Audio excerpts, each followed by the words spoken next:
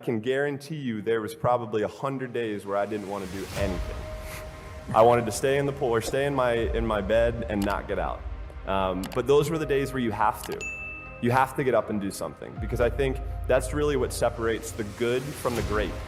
The greats do things when they don't always want to do them. I think the biggest thing that I've always said is never give up. And I never have, and nobody ever should. If they want something bad enough, they'll get it. They have to work for it. Yeah, it's not gonna be easy, but if you want it bad enough, you'll do whatever it takes to get there. I think that's probably the easiest way to put it, and the best way to put it. I wanted to do something that nobody had ever done. And that started with a dream and a goal. I wanted to be the greatest of all time. I went 5 straight years without missing a single day of work, 365 days a year, every single day I was in work. And in the sport of swimming, when you miss one day, it takes you 2 days to get back. So I was already that much, I was continuing to build on that throughout that time. And you know, that was kind of just how I was. There are days you're not gonna wanna do it, sure. And everybody has those days. But it's what you do on those days that help you move forward. You know, if you wanna do something and you want it that bad, you'll make sacrifices. And you know, growing up for me as a kid, I made a lot of sacrifices that I didn't seem that they were a big deal, and I don't think of them as being a big deal right now. You know, there were Saturdays or Fridays where I'd give up going to a dance or hanging out with my friends because I had workout the next day. But those things that I gave up, you know, were things that I wanted to help me get to my goal. And there were times where I've been put in uncomfortable situations, but I've used my mental power, my mental strength to push through it. I think that's how you can look at any of the athletes in the world. I mean, Tiger, the guy has a busted knee and still comes and destroys the rest of the field.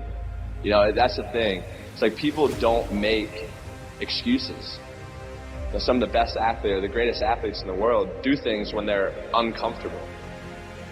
You know, everybody can compete when they're feeling good, happy, excited, rested. But it's the best people who can overcome when they're tired, sore, not in the great mind, not in the best mindset. And I think mental power that the greatest athletes have can push all the pain aside. You know, and I mean, like when I was doing that Navy SEALs thing, was it easy for me to do it? No. Was it easy for me to climb over a 45-foot wall and look down? Not at all, and I'm afraid of heights. But, you know, I said to myself, I'm gonna do this and no one's gonna stop me. And I think that's the biggest thing, is how strong you can be mentally. I think that really shows who the person is. So I think that's one thing that separates the good from the greatest. When I said I wanted to win 8 gold medals, basically half the people in the swimming world thought I was absolutely crazy and nobody could ever do something like that. But for me, I was somebody who believed in it and somebody who believed in the process of getting there. I knew it wasn't gonna happen overnight, like I said before, but every little small thing that we did was a small stepping stone in order to even be able to have that chance and that opportunity to do what I did in 2008. So, you know, when I say from 2002 to 2008 was basically trial and error.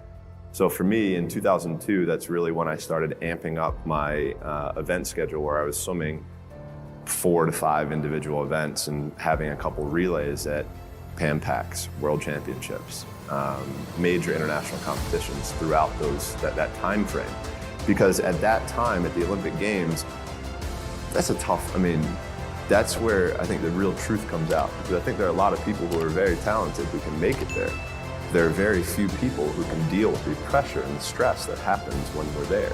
So that's why I say we had to make sure that we were physically, emotionally, and mentally ready, because I had to be ready to be able to kind of manage my emotions through that week.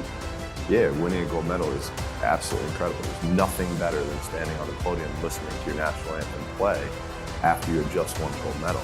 But for me, I'm somebody who I knew that I had 7 other events after the first day. So I have to throw that in the back of my head. I gotta throw that race out. Even though if even like in 08, I broke a world record, won my first gold medal. Like, I was like, cool, like things are starting really well.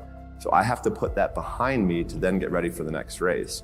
And on top of that, I have to make sure I'm eating the right amount, I'm sleeping the right amount, my body is as fresh as I can possibly be. So that means sitting in an ice tank, getting massages, getting stretched, all of these small things that end up adding up to the major end result. And that was something that we learned through that process. So for us, we always also tried to compare.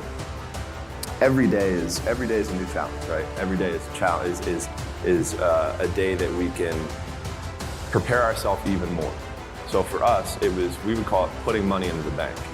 So at the end of the year, when we had a major international competition, we could withdraw that money that we had saved throughout the year. And look, I'll be the first one to tell you, there were a lot of days where I did not want to get out of bed. And I guarantee you, if I ask the question here, if everybody is excited to get out of bed every single day, if I saw a hand, I'm going to blatantly call you a liar. Because we all know that is far from the truth. But if you have those little small goals, those little small things that get you excited when you don't want to, it's going to make it even better and even easier at the end when you're getting ready for a presentation at the end of the year, this or that, whatever event you're leading up to. It's going to make it so much easier. And I think if you look at the greats in anything that, in any walk of life, the greats do things when they don't always want to. And that's the separation. For me, that's what I've found. Because I can sure as hell tell you that there were days where I hated my coach. There were days where we got in fights, we got in arguments, we couldn't stand what we were doing. I would do things purposely to piss him off, but that's a different story. But, I think that was just really how we worked. Like, he was somebody who was so perfect for me that if I ever would have swam for anybody else, I never would have had the chance to do what I did, because he challenged me in ways and forced my mind to think differently. For me as a kid growing up, I'm huge into music, and music is a big part of my life. And I'm a huge Biggie Smalls fan, and he wrote a song called "The Sky Is the Limit." And as a kid growing up, I believed that. I believed that whatever I put my mind to, and if I was willing to make sacrifices and I was dedicated, that I could achieve absolutely anything. And you still do? I still do. For me, it was trying to the process. I guess that's what it was. We were figuring out the process of what we had to do in order to stand up and be able to compete against the best in the world.